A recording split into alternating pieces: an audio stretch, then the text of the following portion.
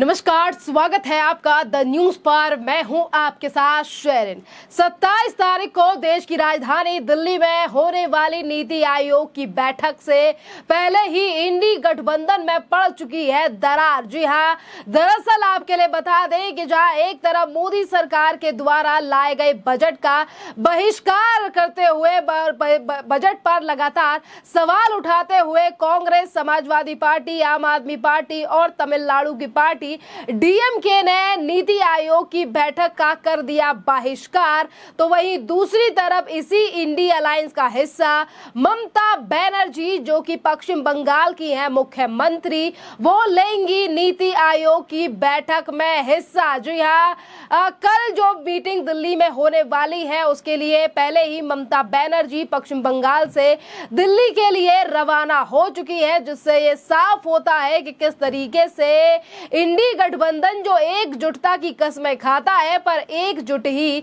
दिखाई नहीं दे रहा है, चाहे फिर वो बजट हो या फिर नीति आयोग की बैठक हो।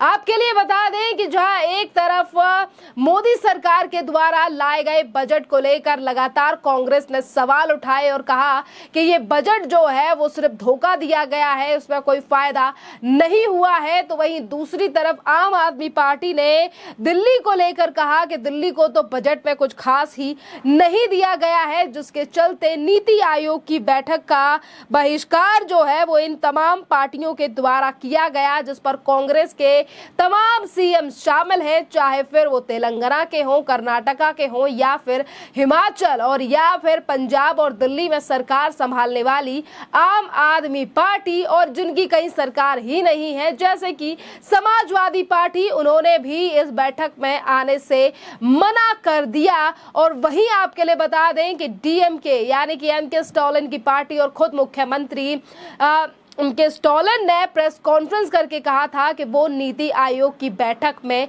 नहीं जाएंगे। पर देखिए, एक तरफ कांग्रेस लगातार प्रधानमंत्री नरेंद्र मोदी की सरकार के द्वारा लाए गए बजट पर सवाल उठा रही है और ये कह रही है कि ये जो बजट है ये भेदभाव करने वाला बजट है। और इसी पर आज कांग्रेस की पोल खोल दी है पत्रकार राहुल शिवशंकर ने। जी हाँ, दरअसल आपके लिए बता दें कि राहुल शिवशंकर, जो कि एक पत्रकार है, उन्होंने सोशल मीडिया पर कांग्रेस के राज्यों में जो कांग्रेस के द्वारा बजट दिया गया है और वहां पर किस तरीके से जिन अल्पसंख्यकों की बात करते हैं राहुल गांधी, जिन ओबीसी समाज की बात करते हैं राहुल गांधी, उनको किस तरीके से बजट दिया गया है, उनके हिस्से में कितना बजट दिया गया है, ये तमाम आंकड़े भी जर्नलिस्ट राहुल शिवशंकर की तरफ से सोशल मीडिया पर शेयर किए गए हैं।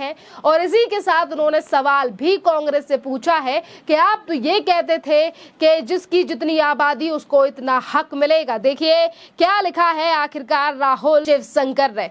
उन्होंने सोशल मीडिया पर पोस्ट करते हुए, एक्स पर पोस्ट करते हुए लिखा है कि कांग्रेस पार्टी संसद में हमेशा ये साबित करने के लिए कड़ी लड़ाई लड़ रही है कि एनडीए यानी कि मोदी सरकार का बजट जो है वो भेदभावपूर्ण है। ये संविधान का हवाला भी देते हैं और खुद को मीम भीम के लिए, सामाजिक न्याय के लिए जो है वो एक योद्धा के रूप में पेश करती है कांग्रेस। पर देखिए, मीम भीम के प्रति ये प्रतिबद्धता कांग्रेस पार्टी के लिए तेलंगाना के अपने बजट में अल्पसंख्यकों, दलितों और आदिवासियों के लिए आवंटन मामले में कैसे सामने आई है। और ये देखिए आंकड़े भी बताए गए हैं।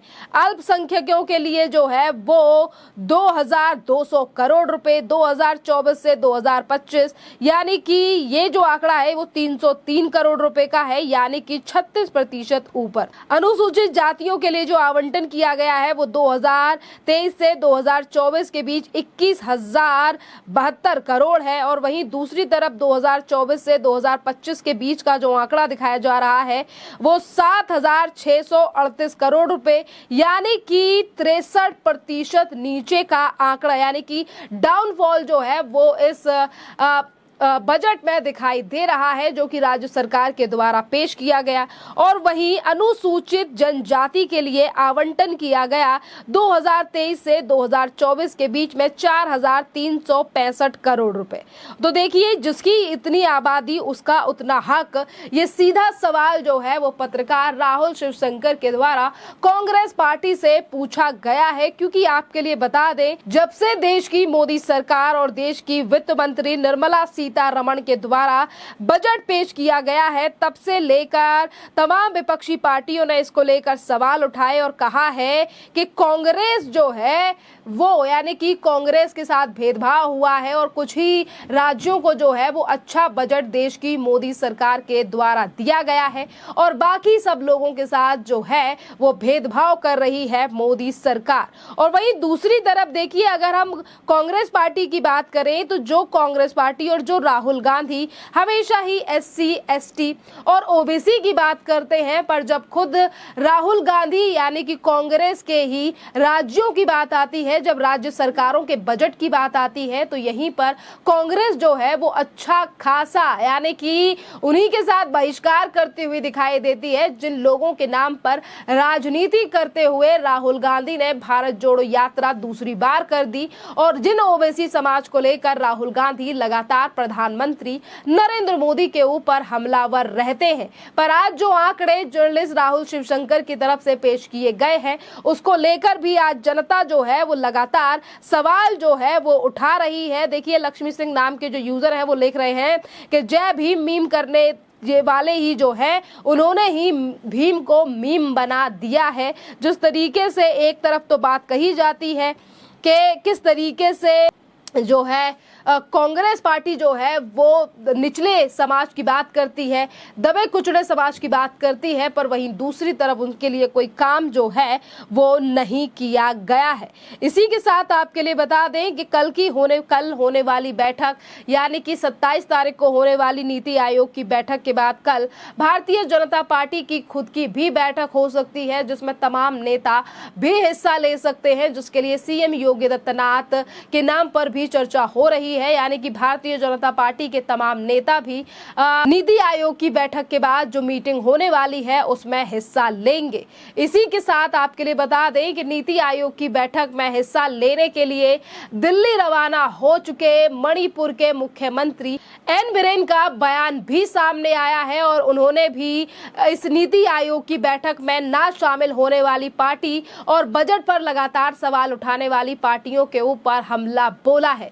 सुनिए क्या कह रहे हैं N Biren Singh. Just my visit in Delhi is especially for the Niti Aayog, and it will be shared by the Honorable Prime Minister Modi ji. And after that, we are also going to have Chief Minister conclave along with the Honorable PM, and we'll interact different issues. I will take the privilege, I will take the advantage of addressing about the prevailing situation of the state, and I will request to have a immediate solution of the present crisis. I am very optimistic, and I hope something will come positive. There is an allegation by the Congress that there is no mention of Manipur in the budget. No, that's kind of petty politics. We should not do it. There is no question of mentioning of state. All the state, how they can mention in the parliament that yesterday the Sitaraman ji, Madam has already clarified.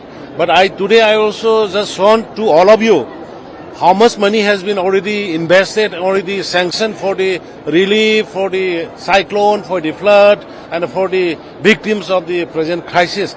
Money has already sent, and we are doing enough. We are getting enough fund from the center.